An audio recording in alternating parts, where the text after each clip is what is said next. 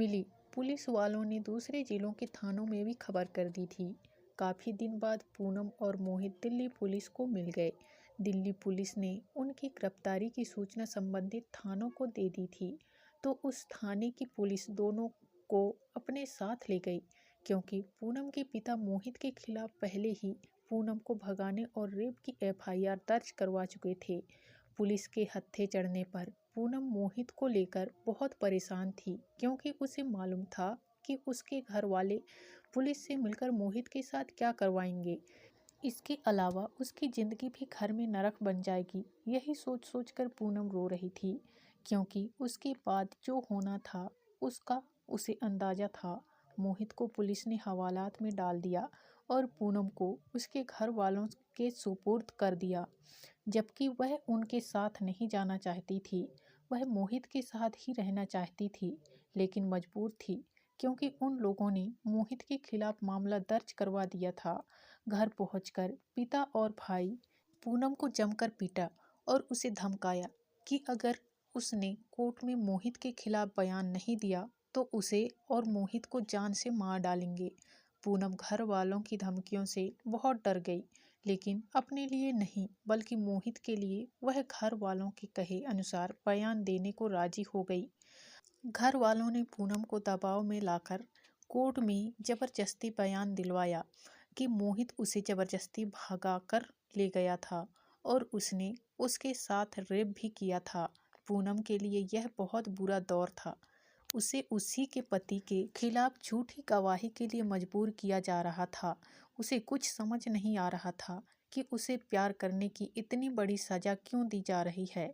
एक तरफ पूनम अपने घर में ही रहकर बेगानी थी, तो वहीं दूसरी तरफ मोहित पर पुलिस का सितम टूट रहा था।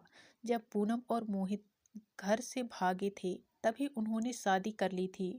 पुलिस ने जब दोनों को दिल्ली से पकड़ा तब मोहित बालिग हो चुका था, जबकि घर से भागे थे तब दोनों नाबालिग थे। पुलिस ने मोहित को कोर्ट में पेश करके जेल भेज दिया। पूनम के घर वालों ने पुलिस से साठगांठ करके मोहित पर अत्याचार करवाकर अपनी बेइज्जती का बदला तो लिया ही, साथ ही अपना प्रभाव भी दिखाया। पूनम के घर वालों में से कोई भी उसके साथ हमदर्दी तक नहीं दिखा रहा था। इस दुनिया में माँ ही ऐसी होती है जिसे अपने बच्चों से सबसे ज़्यादा प्यार होता है, लेकिन उसकी माँ सरिता एकदम पत्थर दिल हो गई। उसे अपनी बेटी की जरा भी परवाह नहीं थी। अगर परवाह थी तो अपने परिवार की इज्जत की, जो पूनम ने सारे बाजार नीलाम कर दी थी। बल्कि सरिता तो उसे ताना देते हुए यही कह रही थी कि अगर उसे प्यार ही करना था तो क्या दलित ही मिला था, क्या बिरादरी में सब लड़के मर गए थे। यही बात सोच सोचकर उसकी आंखों में शोले भड़कने लगते थे। करीब 5 महीने बाद मोहित के केस की सेशन कोर्ट में कार्रवाई शुरू हुई, तो हर सुनवाई से पहले पूनम को उसके घर वाले समझाते थे कि उसे कोर्ट में क्या बोलना है और क्या नहीं बोलना है। बाप और भाई के रूप में राक्षसों के जुल्म सितम के आगे पूनम ने घुटने टेक दिए थे।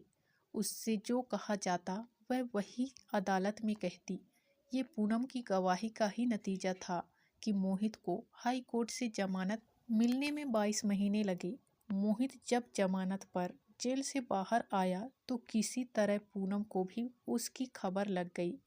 वह मोहित को एक नज़र देखने के लिए बेकरार हो गई, लेकिन उसके लिए मिलना तो नामुमकिन सा था। पूनम को मोहित के घर वालों का नंबर अच्छी तरह से याद था। एक दिन अकेले कमरे में किसी तरह से मोबाइल लेकर उसने नंबर डायल कर दिया। दूसरी ओर फ़ोन की घंटी बज रही थी, लेकिन उससे तेज पूनम के दिल की धड़कनें बढ़ चुकी थी। वह यही चाह रही थी कि मोहित ही फ़ोन रिसीव करे तो अच्छा रहेगा। आखिर उसकी आरजू पूरी हुई और मोहित ने हेलो बोला, जिसे सुनकर पूनम सुध-बुध खो बैठी। कई बार उधर से हेलो की आवाज़ से उसे होश आया और रूंधे गले से सिर्फ लर्जती आवाज़ में बोल पाई, मोहित। मोहित उसकी आवाज़ को पहचान गया और पूनम पूनम कहकर चीख पड़ा। खैर, उस दिन दोनों के बीच थोड़ी बातचीत हुई। इसके बाद एक बार फिर से पहले की तरह सब कुछ चलने लगा। फ़ोन पर बातें होती रही और दोनों ने एक बार फिर पहले की तरह साथ रहने का फैसला कर लिया।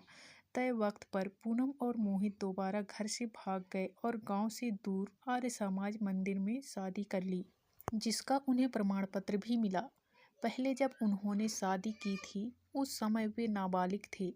उन्होंने शादी तो कर ली थी, लेकिन पूनम के घर वालों ने उसे हमेशा के लिए छोड़ दिया, क्योंकि उसने दोबारा से उन्हें समाज में मुंह दिखाने के काबिल नहीं छोड़ा था।